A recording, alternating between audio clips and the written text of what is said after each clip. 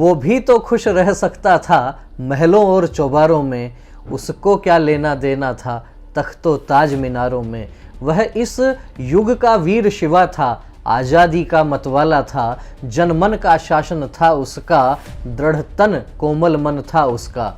यह उसी वीर इतिहास पुरुष की अनुपम अमर कहानी है, जो रक्त कणों से लिखी गई जय हिंद जिसकी निशानी है। जी हाँ, आप ठीक समझ रहे होंगे, मैं बात कर रहा हूँ नेताजी सुभाष चंद्र बोस की। नमस्कार, मैं हूँ विवेकानंद शर्मा और आप देख रहे हैं the Vivek views. The Vivek views के इस खास एपिसोड में हम लेकर आए हैं आपके लिए कुछ नई जानकारियाँ। जी हाँ, जब बात हम करते हैं देश की आज़ादी की और कहा जाता है कि 15 अगस्त 1947 को देश आज़ाद हुआ।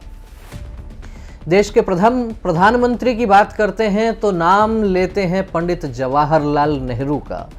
लेकिन यदि कोई आपके समक्ष कहे कि यह देश तो 15 अगस्त 1947 से पहले ही आज़ाद हो गया था, इस देश के प्रथम प्रधानमंत्री पंडित जवाहरलाल नेहरू नहीं अपितु नेताजी सुभाष चंद्र बोस थे, तो हो सकता है आपको कुछ आश्चर्य हो।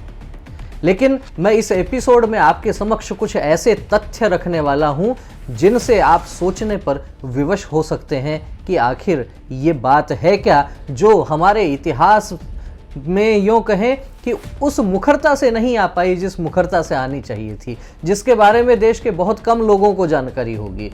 मैं आपके समक्ष बात करना चाहता हूँ आज़ाद हिंद सरकार की। जी हाँ, 21 अक्टूबर 1943। 21 अक्टूबर 1943 को टोक्यो के रेडियो स्टेशन से नेताजी सुभाष चंद्र बोस उद्घोषणा करते हैं देश की स्वतंत्रता की, देश की आज़ादी की, देश की प्रथम भारतीय सरकार की, जिसे आज़ाद हिंद सरकार नाम दिया गया। तो 21 अक्टूबर 1943 को जो आज़ाद हिंद सरकार की जो स्थापना हुई, उसके बारे में देश के कितने से लोगों को पता है। लेकिन यह सरकार कितनी महत्वपूर्ण थी भारतीय स्वतंत्रता संग्राम में, इसका कितना बड़ा योगदान रहा, उसी की चर्चा हम आज करने वाले हैं। नेताजी सुभाष चंद्र बोस के जीवन पर तो आपने बहुत सी पुस्तकें भी पढ़ी होंगी, बहुत से वीडियो भी देखे होंगे, लेकिन हम बात कर रहे हैं आज़ाद हिंद सरकार की। 21 अक्टूबर 1943 को जो ये सरकार बनी, इस सरकार को उस समय जर्मनी, जापान, चीन, इटली, कोरिया, फिलीपींस, आयरलैंड सहित अनेक देशों ने मान्यता दी थी। और केवल इन देशों ने मान्यता ही नहीं दी, अपितु एक सरकार के जो प्रमुख घटक होते हैं वो सारी तैयारियां भी नेताजी सुभाष चंद्र बोस ने कर ली थी। इस आज़ाद हिंद सरकार के पहले प्रधानमंत्री स्वयं नेताजी सुभाष चंद्र बोस थे। रक्षा मंत्रालय और विदेश मंत्रालय भी उनके पास में था। लेकिन जब हम बात करते हैं सरकार की, तो उसकी कोई मुद्रा होनी चाहिए, उसका कोई बैंक होना चाहिए। उन्होंने आज़ाद हिंद बैंक की स्थापना भी की थी। जब बात मुद्रा की होती है तो 10 रुपए के सिक्के से लेके 1 लाख रुपए तक के नोट उन्होंने छाप लिए थे, और 1 लाख रुपए के नोट पर स्वयं नेताजी सुभाष चंद्र बोस का चित्र भी था। खैर, यह अलग विडंबना हो सकती है, यह अलग विषय हो सकता है कि 1947 के बाद में जिस प्रकार से पंडित जवाहरलाल नेहरू प्रधानमंत्री बने, उसके बाद में जो मुद्रा इस देश की रही, उस पर केवल एक ही महापुरुष का चित्र अंकित है। आप और हम सब जानते हैं, नेताजी सुभाष चंद्र बोस को किनारे कर दिया गया। उनके सहित अनेक और भी अनेक महापुरुष रहे, अनेक क्रांतिकारी रहे, उनका भी उतना हम कह सकते हैं उनको मान सम्मान नहीं दिया गया जितना मिलना चाहिए था। लेकिन बहरहाल हम बात कर रहे थे आज़ाद हिंद सरकार की, तो उनकी एक मुद्रा थी, उनका बैंक था, उनके पास में अपनी सेना थी, आज़ाद हिंद फौज। और आज़ाद हिंद फौज भी कोई छोटी सी सेना नहीं थी, लगभग 85,000 सैनिक थे। आप देखिए, जब देश पर अंग्रेजों का शासन था, उस दौर में नेताजी सुभाष चंद्र बोस के नेतृत्व में 85,000 सैनिक उस सेना में थे। अनेक देशों ने उस सरकार को मान्यता दी, अनेक देशों में दूतावास स्थापित किए गए, और साथ ही उस सरकार ने अपनी डाक टिकट भी जारी की। इन तमाम चीज़ों से आप समझ सकते हैं कि वास्तव में किस प्रकार की योजना, रणनीति वो रही होगी। और आज़ाद हिंद सरकार एक प्रकार से देश को आगे बढ़ाने के लिए चल रही थी। केवल इतना ही नहीं, हम निश्चित रूप से यह भी कह सकते हैं कि आज़ाद हिंद सरकार की जो सेना थी, वह सेना अंग्रेजों के खिलाफ सशस्त्र मोर्चा खोल चुकी थी।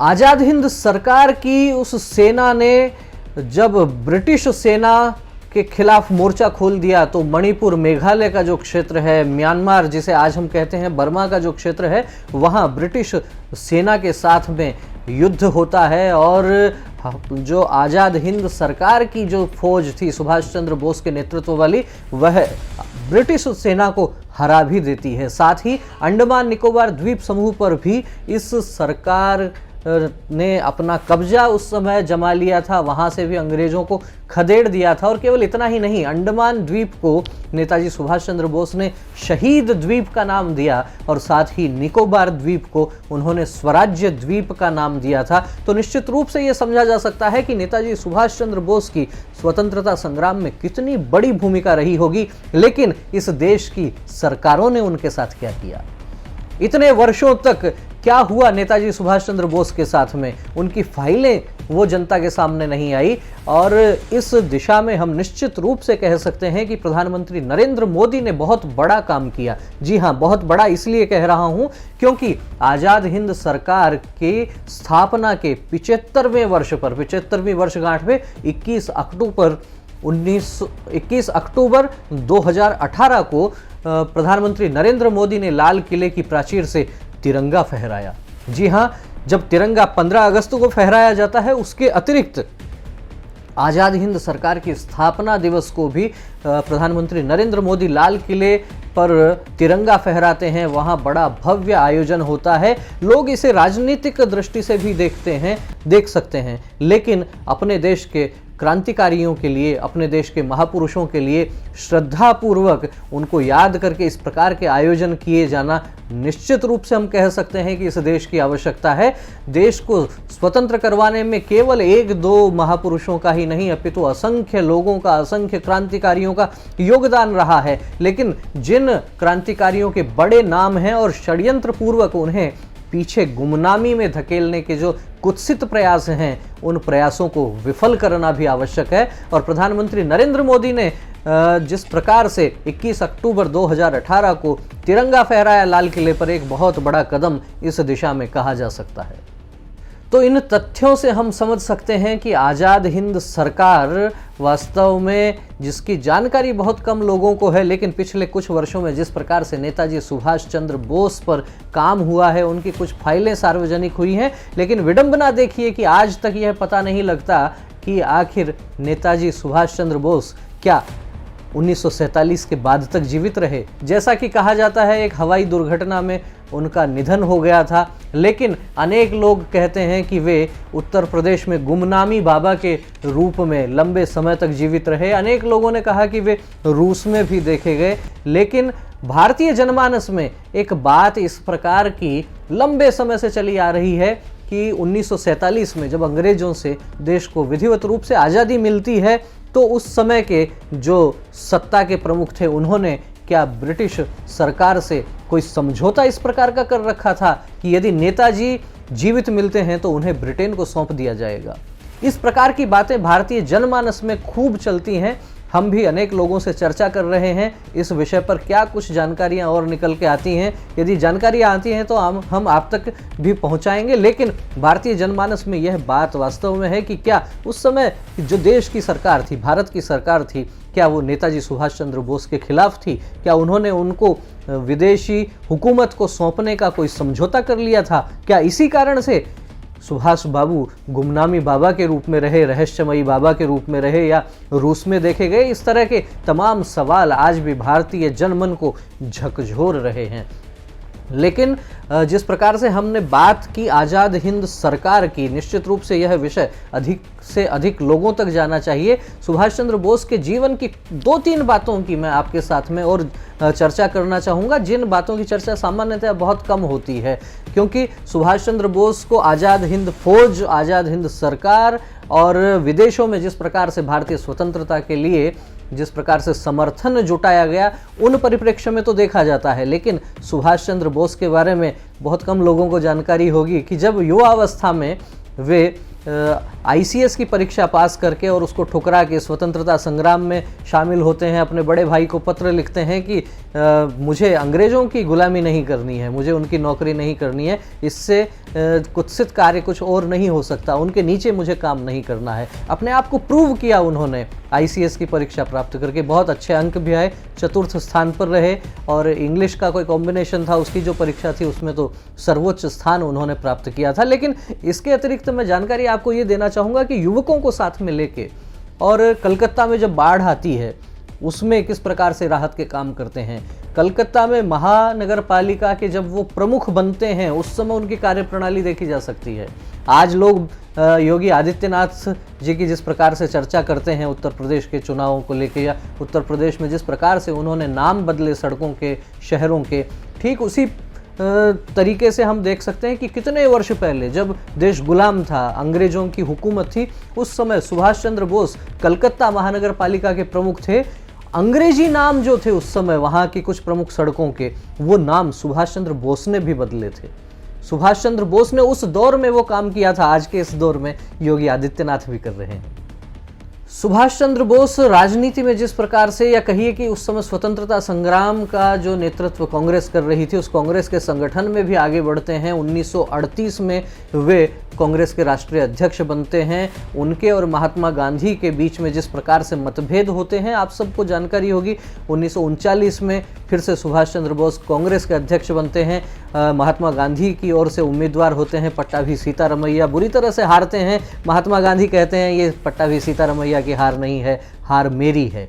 गांधी स्वयं की हार बताते हैं, अनेक लोगों का इस्तीफा दिलवाते हैं। सुभाष चंद्र बोस इससे अलग होकर कांग्रेस के अध्यक्ष पद को छोड़ते हैं। इन सब बातों की आपको जानकारी निश्चित रूप से होगी ही। तो उस दौर में भी राजनीतिक उठापटक किस प्रकार की थी, सुभाष चंद्र बोस और महात्मा गांधी के बीच किस प्रकार से कार्यशैली को लेकर मतभेद थे, ये भी हम सब जानते हैं। लेकिन इसके बाद देश के बाहर जाकर जिस प्रकार से उन्होंने काम किया, एक प्रकार से ये कहा जा सकता है कि उनका मत था कि अंग्रेज आपको आज़ादी इस प्रकार से हाथ फैलाकर भीख मांगने में नहीं देने वाले हैं, अंग्रेजों के गाल पर तमाचा मारना पड़ेगा, तब जाकर आपको आज़ादी मिलने वाली है। उसी दिशा में उन्होंने काम किया। उन्होंने, हम सब जानते हैं, तुम मुझे खून दो मैं तुम्हें आज़ादी दूंगा, ये नारा दिया, दिल्ली चलो का नारा दिया, और जिस प्रकार से विदेशों में जाकर लोगों को संगठित करके आज़ाद हिंद फौज का नेतृत्व किया। आज़ाद हिंद फौज के संदर्भ में एक महत्वपूर्ण जानकारी और आपको देना चाहता हूँ। उसकी स्थापना के बारे में लोगों में जो है वो भ्रांति है। आज़ाद हिंद फौज की स्थापना सुभाष चंद्र बोस ने नहीं की थी, रासबिहारी बोस ने की थी। लेकिन रासबिहारी बोस ने फिर उसका प्रमुख जो है वो सुभाष बाबू को बनाया, सुभाष चंद्र बोस को बनाया।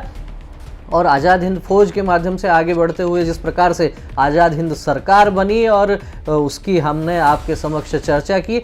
और निश्चित रूप से हम ये कह सकते हैं सुभाष चंद्र बोस के विषय में कि है समय नदी की बाढ़ की जिसमें सब बह जाया करते हैं, है समय बड़ा तूफान प्रबल पर्वत झुक जाया करते हैं, अक्सर दुनिया के लोग समय में चक्कर खाया करते हैं, लेकिन कुछ ऐसे होते हैं जो इतिहास बनाया करते हैं, लेकिन कुछ ऐसे होते हैं जो इतिहास बनाया करते हैं। ऐसा ही इतिहास नेताजी सुभाष चंद्र बोस ने भी बनाया। हम उन्हें भावभीनी श्रद्धांजलि अर्पित करते हैं, उन्हें कोटि कोटि प्रणाम करते हैं। और आपसे निवेदन ये करते हैं कि आज़ाद हिंद सरकार और नेताजी के संदर्भ में यदि आपको कोई नई जानकारी इस वीडियो में नजर आई हो तो कमेंट करके हमें अवश्य अवगत करवाइए। आपको वीडियो अच्छा लगा हो तो इसे लाइक कीजिए, अधिक से अधिक लोगों तक इसे शेयर कीजिए और अपने विचारों से कमेंट करके तो अवश्य अवगत करवाएंगे ही। चैनल को यदि सब्सक्राइब नहीं किया है तो उसे भी सब्सक्राइब कर लीजिए। फिर मिलेंगे एक नए वीडियो के साथ, एक नए विषय के साथ। तब तक आप देखते रहिए द विवेक व्यूज। बहुत बहुत धन्यवाद। नमस्कार।